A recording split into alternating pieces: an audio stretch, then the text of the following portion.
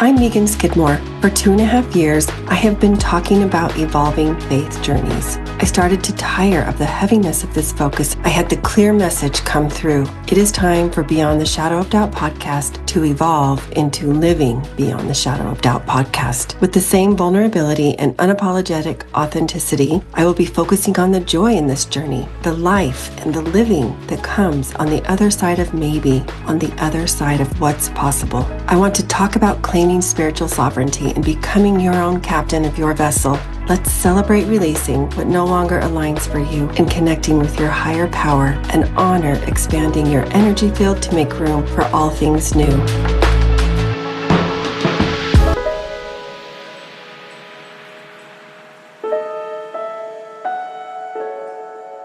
The vibration is high this month on Living Beyond the Shadow of Doubt podcast. Pretense is dropped and caution thrown to the wind in each interview. I am dropping a new episode daily, spotlighting one of the amazing, soul-led, heart-centered authors of Joan of Arc Publishing, or JOA Publishing, founded by Kira Brinton. Like the namesake for this publishing house, each one embodies the fearless, God-centered spirit left by the legacy of Joan of Arc. Make sure to subscribe so you don't miss a single one.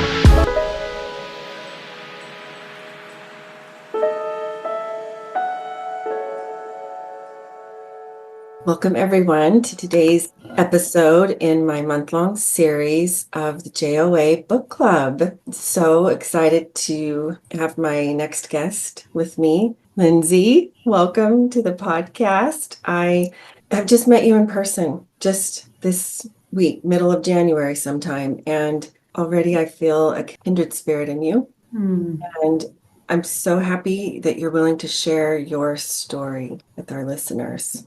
Thank you so much for having me. Seriously. Absolutely. I met you and you're just a ray of light, and you asked me to come on the podcast and I'm like, I would love to, because your energy is just beautiful, and I love what you're doing. So thanks for having me.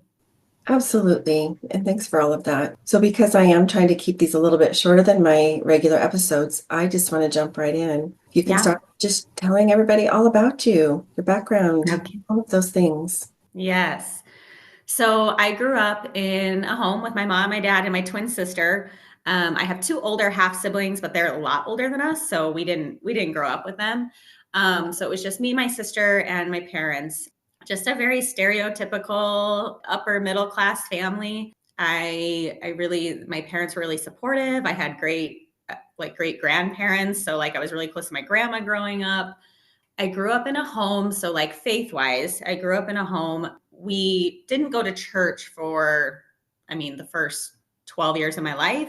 I feel like maybe intentionally, when we went to middle school, my parents were like, we got to get him into church, right? You start to become a teenager and it's like, we want a good moral system. Yeah, exactly. I felt like the timing was a bit, pointed because they were about to have teenagers and they're like, let's get some faith in them. No. Awesome. So we didn't. So God was always a thing in our house. It was but it wasn't something that we didn't practice religion. We didn't go to church. It wasn't something we really put at the center. So it wasn't like he didn't exist, but it was we didn't really either practice it, right? Or intentionally pray to God and that sort of thing. So when we got into middle school, my parents started to go to a Lutheran church. So my dad grew up Lutheran, so that's his background.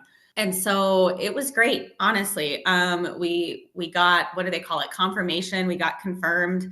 We ended up helping with I think it's called, I'm trying to remember what all the terms were because it's been so long, but I think it was an accolade. So we would go up and volunteer on the weekends for that. And so I got really into church during the middle school years. And I will say, I think my parents were spot on. Middle school was really tough, and church became almost like a safe outlet and a place to belong, because a human core need is belonging. And middle school was just such a tough time that I feel like church gave me that. So I really enjoyed church. And like I said, I did a lot of volunteering for Vacation Bible School as well. And then I got into high school, and going to church started to get more sporadic. Then I was more busy, and church just wasn't quite the priority. Sure. And my parents continued to go throughout us going through high school. And then I would say towards the latter part of my high school, I ended up veering away from the church. And really, I didn't even really realize it at the time when I was 18, but as I got really into my 20s, I just felt like church and like religion felt limiting. Like my belief started to kind of change to a more spiritual belief system where I feel like it wasn't just this one and only way that, like, for example, Christianity teaches, right? That, like, you have to accept Jesus Christ as your Lord and Savior. Otherwise, essentially, you don't go to heaven. And so that wasn't sitting right in my body as I got older and in my mind. Like, I just, or on my soul level, I guess, like, I just felt like it was much bigger than that. So veered away from the church. And then, but kind of like what my parents did for the first part of my life, I ended up meeting my husband at 18. I was really young. And jumped into helping him raise his two kids. His son was 3, almost 4, and then he had a newborn baby. And so I jumped in very early on to being a mom. We had them full time. So I consider them my own. And we just kind of church, or, God wasn't even really talked about in our house. So it was like always something that I felt. It was there. I felt spiritual, but it wasn't something that we instilled in our kids, or kind of like my parents, like I said, for the first part of my life, we just didn't really talk about it. And so I don't know if you want me to go into like, maybe pause there, because that's like my upbringing, but I can go into kind of how things shifted. Yeah, please do. And that's curious to me that you kind of mirrored Mm. what happened in your home Hmm. as you were being raised in Yeah. your own home, as you were raising your kids, as you said, you called them your own, and Yes. Yep. how lucky those two babies were. Mm. So yeah, pick up right there. Okay. Yeah, talk about your kids, talk about, what you have or have not included in their upbringing. Okay. So I wanted to finish college. Like I said, I was young. So I went on to get my bachelor's degree in social work. And I wanted to finish college before we started having biological children. Or, my biological children. So Austin, our youngest, was 6 when I finally finished college, and we ended up having a baby. So I would go on to have my daughter, Ari. And then we would go on 5 years later to have another little girl, Ayla. So here we are. We ended up with 4 children, and 4 beautiful children. And honestly, being a mom is my most favorite thing in the world, and will be my greatest accomplishment ever, always. And so so now we're going to fast way forward to March of 2020. Mhm. So I feel like this part of the story is important to tell, and it has to do with my book, but it leads into kind of my spiritual journey. So March of 2020, my oldest, Alex, started to struggle with, basically, he was overusing marijuana. And so I always say it completely changed him. He started to become a kid we didn't even recognize. The pandemic hit. So then it's like they're out of school and he has more time on his hands. So long story short, he got into some pretty heavy drug use. And he was just about to go into his senior year of high school. Up until that point, he had been a competitive gymnast his whole life. So he was super talented. He ended up quitting gymnastics and getting really into skateboarding, which, fine, like, he loved it. He was great at it. But it exposed him to a crowd that did a lot of vaping, and it just wasn't, for him, with the path he was going down, probably the best space for him to be in. And then with all this extra time on his hands, it just progressed pretty quickly with him, this issue with marijuana.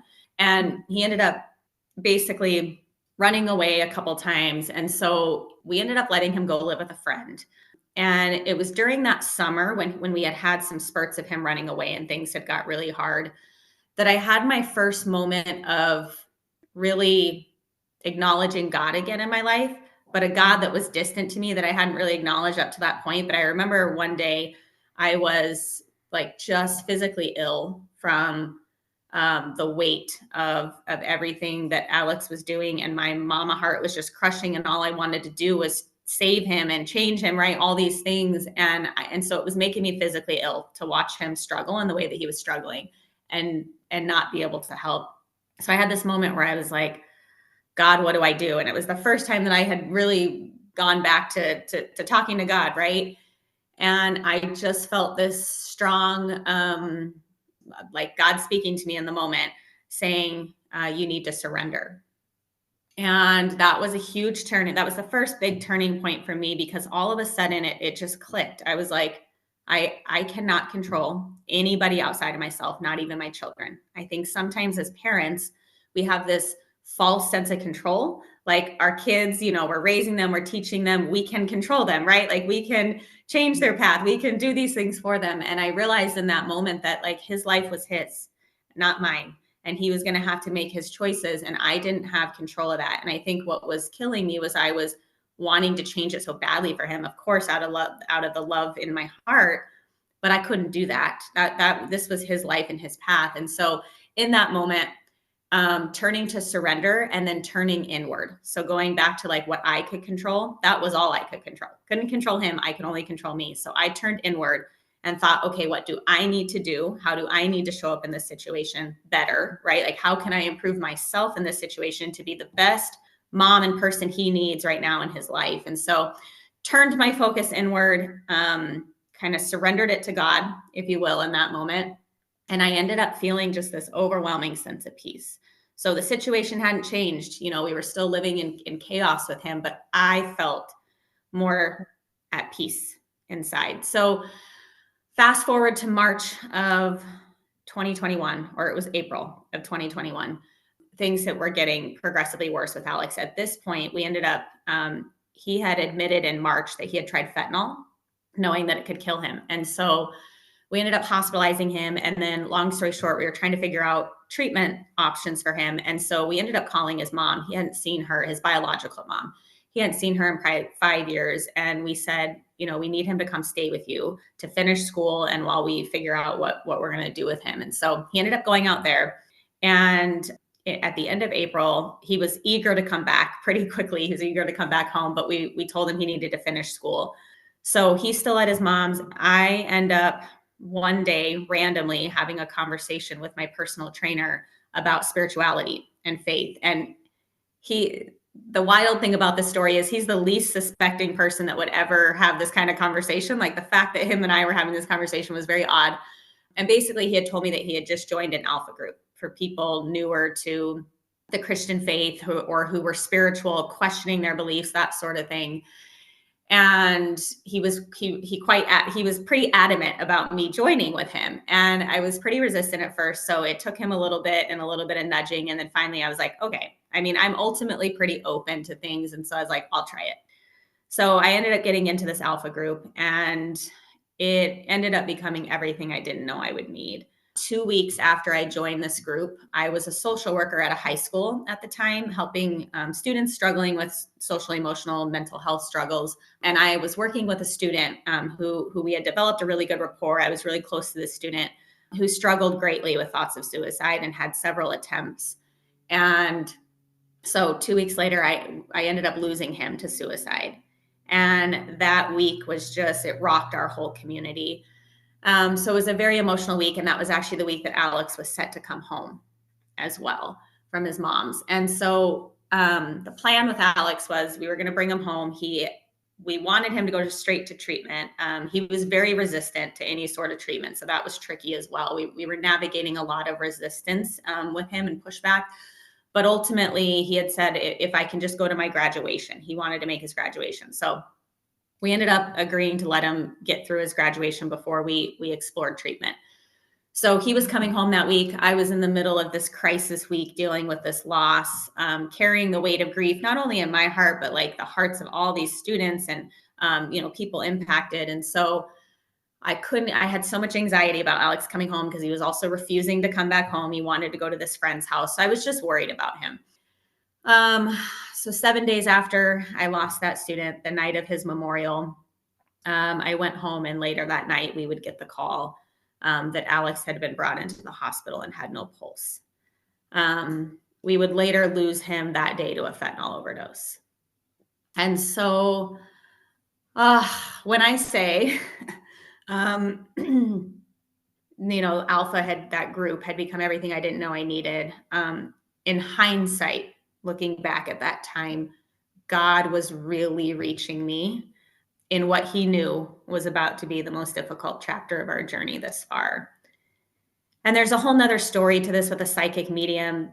I won't get into all that because it really is a long story, but right before my student passed away, so right during that time, right after joining the Alpha group, I had an intern that had encouraged me to go see the psychic medium for a friend that I had lost a couple years prior to suicide, a good friend of mine growing up.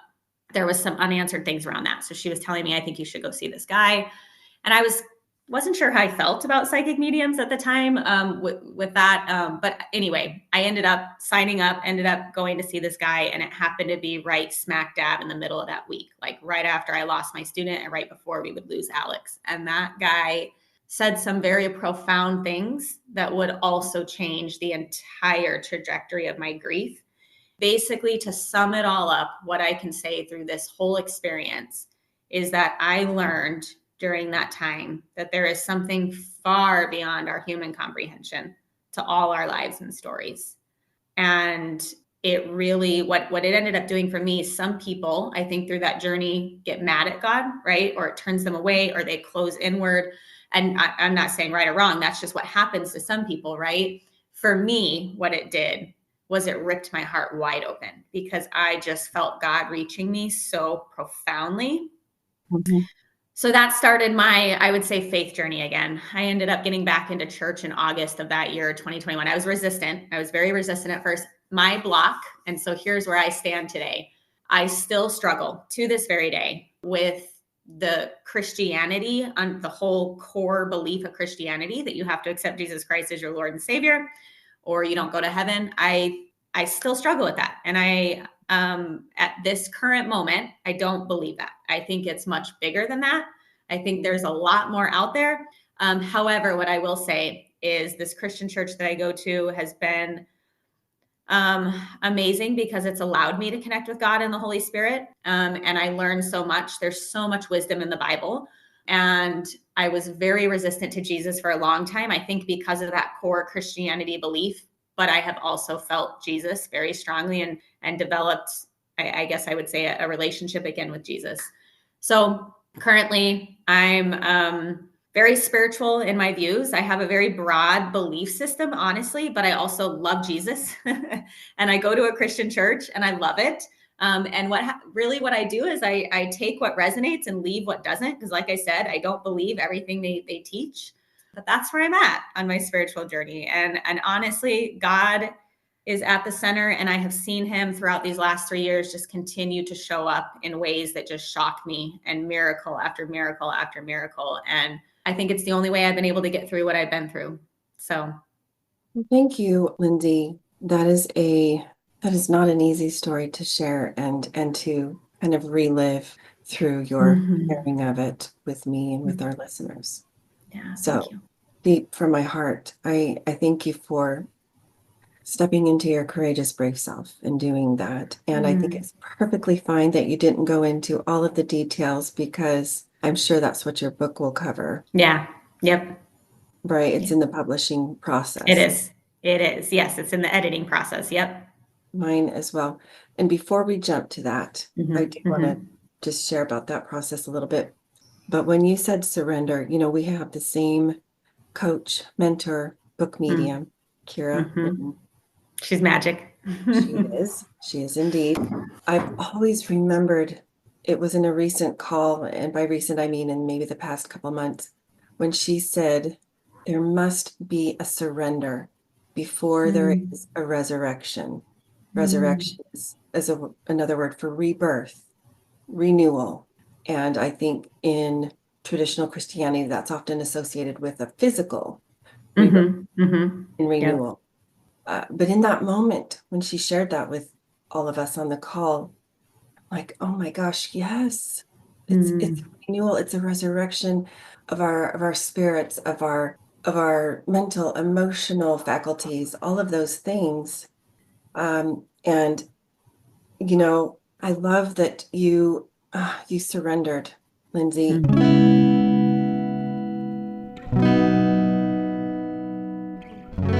As part of my commitment to giving back, every first Friday of the month, I offer a free coaching hour. Anyone is welcome to join, and you may leave your camera off and change your name if you would like to remain anonymous. This is an opportunity to get introduced to my style of holistic coaching and what it would be like to work with me. Gain real skills, insight relevant to you, and fresh perspective on life circumstances. Each month is a different topic. For those attending, there will be opportunities for a complimentary one-off energy alignment session. Once registered, you will have access to discount codes for my other offerings. To get the link, including all the resources, register to complete the agreement at the link in the show notes.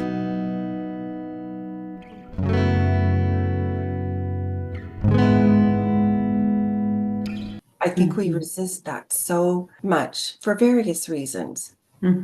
Fear of the unknown, fear of what's on the other side, fear of it not being something that you want or that you think that you could handle. Yeah. If you can think about some things like, in a spiritual journey, a faith journey, I have learned, yes, there's some really difficult, deep, sometimes dark moments. But as low as those lows are at times, the highs can mirror that in height, right? On the opposite end.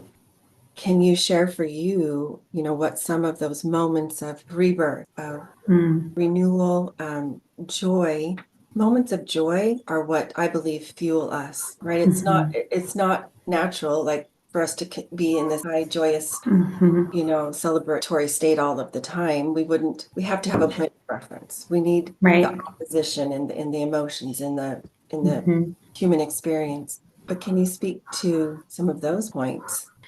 Yeah. I mean, like I said, getting back connected with God and just spirituality. And like I said, even going to the church, it has really held me. I often say in my work that, and we'll get to that, but I now specialize in treating individuals who are suicidal, and I've worked with individuals who struggle with addiction. And so both those things are very near and dear to my heart. And one thing I can tell you in every story that I've been able to see a person from start to finish, and I say finish loosely because a lot of people they're always healing. But my point is really seeing them make a transformation. God is in every single one of those stories. And for me personally, the joy just comes from even very simple moments when I'll be in church and I just feel God's presence. I just feel him speaking to me. Like, just sometimes it's really simple moments where something will happen and I'm like, wow, thanks God. Like, I recognize that is something far beyond me, and there's some things that will happen that are unexplainable, and I really attribute all of that to God. And one most recent example, and I just shared this at the conference, but I had a really profound moment just this week in a miracle with God, where Kira, our business coach, had mentioned this Mosaic Masters program that she's doing. And, with my book, I'm going out and venturing and starting my own company and coaching program to help individuals who are struggling with suicidal ideation and addiction and their loved ones, because this is a journey that affects everybody, not just the person struggling. So anyway, Mosaic Master, she presented it, and it's $77,000 to join, right? And I didn't have that money, but I felt like it was an absolute yes for me. I felt a pull towards it. Like, I need to be a part of this, because ultimately suicidal ideation is not something or suicide just in general is not something that a lot of people feel comfortable talking about. And I feel like this is my life's work. I feel like God put me here to do this work, and I need to get out to the world, right? I need to get this message out to the world, that there is hope, there is healing, there is recovery, all those things to save lives. And so I ended up, committing, but wasn't sure how I was going to get the money. And so I would, she had us come up on stage, right, if we were planning to be a part of it. And when I got off stage and I went to the bathroom, and I just very quickly just said a very quick thing. It wasn't even like a long, in-depth prayer, but I just said, God, if it's meant to be, make it happen. That's all I said. And I just trusted that if it was meant to be, God was going to make it happen. Again, this is so much bigger than me. I want to go back to that. Like, all of this is so much bigger than me. I can't do it without God, in my opinion. That's just become very strong God has put that on my heart the last few years, that he's a big piece of this. And so literally, like, I don't know, an hour later, we're leaving the conference, and I'm barely pulling out of the area that we were in. And I get a call from a lady who is in our group who lost her husband to suicide. And we had just spent the day earlier that day podcasting together. And she said, Lindsay, I was leaving, and God put on my heart that I need to help you get into Mosaic Masters. She's like, so I started brainstorming, what kind of fundraisers can I help you with? What can, donations, what can I do with that? And she's like, and God said, no, you need to help her. And she's like, I asked him 3 times and it was so loud and clear that I need to pay your way to go to Mosaic Masters. And I love that. I was there that I moment. mean, Started with that group, and this work is powerful. yeah. Yeah. And it's that right there was a moment of like, wow, God, like I didn't expect it to happen that fast and in that way. I didn't expect somebody to be so generous to pay my whole way. And, one thing she made clear to me, and I completely agree. She said, because I was like, I don't know what to say. Thank you doesn't feel enough. She's like, it's not me, it's God. And she wanted people to know when I shared this story that it wasn't her, that she just really felt this strong calling from God and she listened. And so it's little moments like that. I mean, that's not a little moment, but like, there's miracles along the way that God has put on my path, and people even that's where I get my joy, is just seeing him show up in big moments, little moments, and just seeing him along the way. Yeah, it's been incredible. That is so incredible. I love how open you are about you're still in the messy middle in some ways, right? Mm-hmm. You've been very honest about that through Mm-hmm. through our chat today. And I just want to acknowledge that and normalize that. I think Mm-hmm. more often than not, many of us are. Mm-hmm. And that's the way it's supposed to be. If you don't have questions, or if you don't have doubts, if you don't have things Yeah. that you're unsure about, how can you be teachable? How can you Right. be moldable? How can God, or I also will sometimes use the universe. Mm-hmm. Mm-hmm. You used a term, kind of a phrase, and I can't remember the exact words you used, but that power that is greater than all of us, Mm-hmm. that Mm-hmm. there's definitely something right. And I think it's healthy and it's good to adopt our own, Yeah. what feels aligned for us. Because Mm-hmm. for some of us, and I'm speaking broadly, well, I'll Mm-hmm. speak for myself. There were times that I was really angry, and I felt kind of a trust crisis or betrayal of some sort. And this chat today is not about me, but I'm just saying sometimes Mm-hmm. when I hear the word God, Mm-hmm. it can activate some of those uncomfortable or painful feelings. And so, and Kara has said this, she said this week in our conference, Mm-hmm. it's okay to use other terms Yeah. that acknowledge or recognize that presence in your life in a way that feels safe to you, in a way that feels like expansive and Yeah. helps you to. Yeah. And I very much honor that. I just want to piggyback with what you're saying with this. In my book, I say, use what feels right for you, universe, divine love, whatever that is. It's just that something higher than us, something greater than us, that Yeah. force that's out there, if you will. And so, whatever that term is for you, I very much honor that, because I've been there myself this has been an evolution of where I'm at in my spiritual journey, and it's evolved and changed over time. And I think that's okay. And my husband, just as an example, he definitely, his background, he grew up with parents who are, I don't know if true atheist, agnostic, I'm not sure, but really didn't have a belief system. And so he really, when our son passed away, went down this more meditative, spiritual type path. And religion for him has always been very hard. So he's doesn't usually go to church with me. He'll go sometimes, just, I don't know, really to support me, but like, he's not involved in the church. He doesn't believe in the Christianity belief system, and isn't really, Jesus isn't really a person in his life. You know what I mean? So he has more of that. He says universe. And I honor that, and people often say, is that really hard that you guys have somewhat of a different belief system? It's weird, because kind of at the core of it, we have a similar belief system, but then we are very different in that I really acknowledge God. And like I said, even Jesus. And Jesus, speaking to what you said about God, can be sometimes hard. There can be a lot of hurt related to religion, and sometimes God gets associated with religion, and same with Jesus, especially Jesus, right? Yes. Jesus Right. gets related to Christianity. But again, for me, I've learned that Jesus doesn't even have to fully be related to Christianity. So anyway, I get it and I understand that, and I honor that as well. Yes, there's so many great Mhm. concepts that you pointed out there that we could Yeah. probably talk another 2 Right. hours about. Totally, totally. So share what the title of your book. You've shared a little bit about your book with Yeah. us. What is Yeah. the So, title? And just, in a few sentences, what's kind of yeah. the story of it? So it's called The Rise of a Soul Soldier. And where I got the title from, actually, so I had a coaching session with Kira one day where we were in my book and we were reading, she was reading through it with me.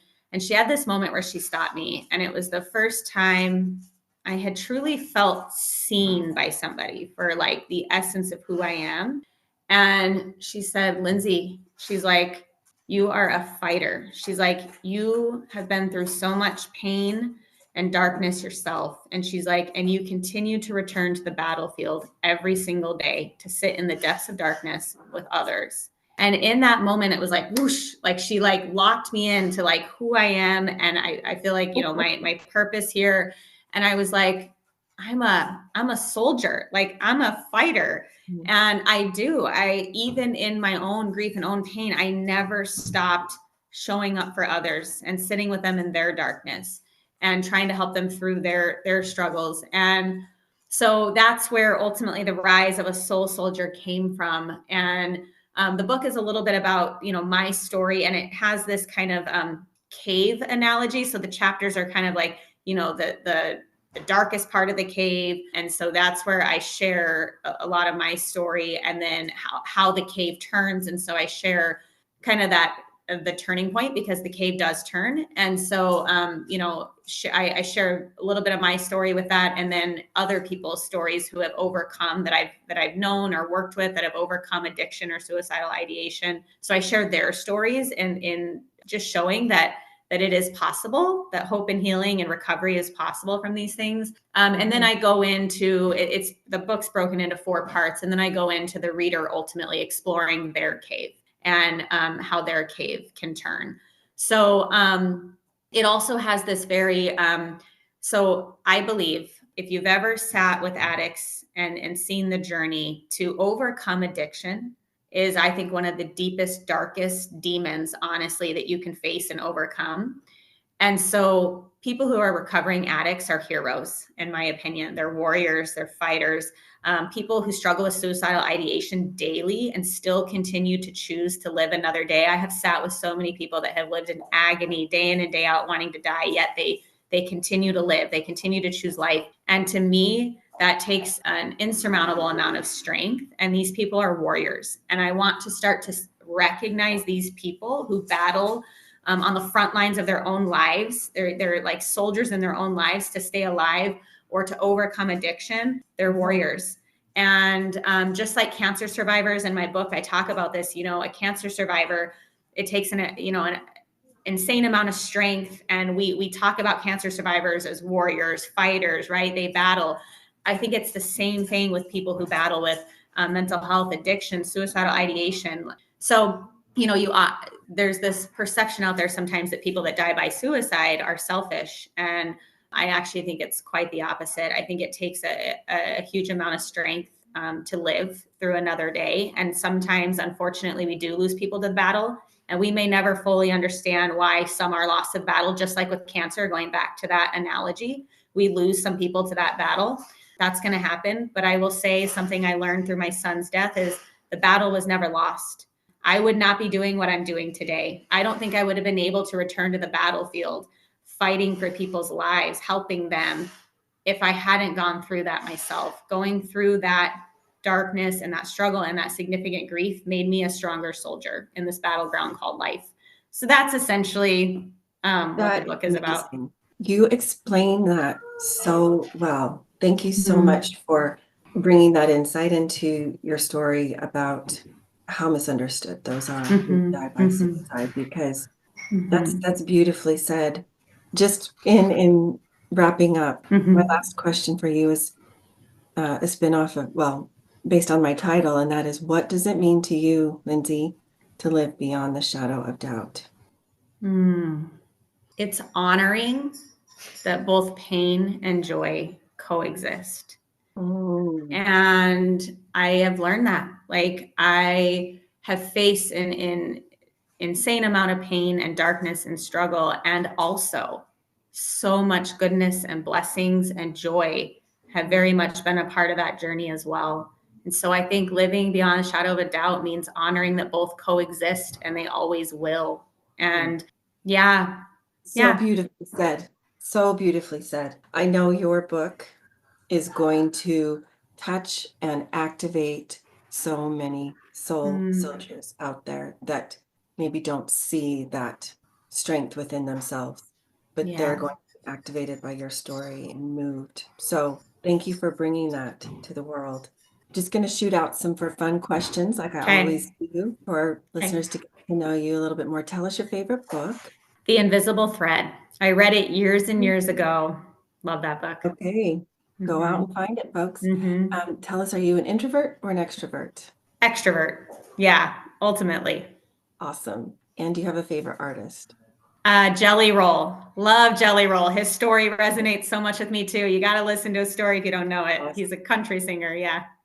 I love Jelly Roll. He's Yeah. great. Do you consider yourself a night owl or are you a morning lark? I would say I would say ultimately a night owl, but life and jobs and kids have made me a morning person. But I would say naturally a night owl. I hear that story a lot. Yeah. And do you have a celebrity crush? It's funny. I was thinking about that. Not really, but Matthew McConaughey has always been kind of my go-to with that. So yeah, love him. Yes, he's a great actor. Do you do still carbonated water or diet soda or some other fun beverage? I only drink water, still water. Yep. That's great. And then finally, the furthest place that you have traveled. Gosh, I'm like, what was further, the British Virgin Islands or Alaska? That one or the other. I'm like, I'm not sure which one. Yeah. I don't know. That's Yeah. fun. That's right. The island. Hopefully that will come up in some of the episodes this month. Yes. Be such a pleasure to have this conversation with you. If folks wanted to connect with you, reach out to you with questions, what would be the best way for them to do that? Yeah, so I have an Instagram. It's _soul_soldier. Okay. And then I have a Facebook community that I just created, like I said, for loved ones who have somebody struggling with suicidal ideation or addiction, or those in the battle, or those who have lost somebody to the battle. And it's called Soul Soldier Community. It's a Facebook group. So I also just created that. Fantastic. We will leave that information in the show notes. Yeah. You are a light and a blessing to so many, Lindsay. Thank you. Yes. And I was just going to say, I forgot to mention, I also just started a podcast as well called Soul Soldier Speaks. So Soul Soldier Speaks. Yep. We're going to leave all of that in the show notes for everyone. Thank you. Thank you for having me. Okay. Bye. Writer, teacher, author, Mormon scholar, and founder of Dialogue Journal, Eugene England said, "My faith encourages my curiosity and awe. It thrusts me out into relationship with all creation and encourages me to enter into dialogue. As a proud member of the Dialogue Podcast Network, my hope is that Living Beyond the Shadow of Doubt podcast is an extension of that vision."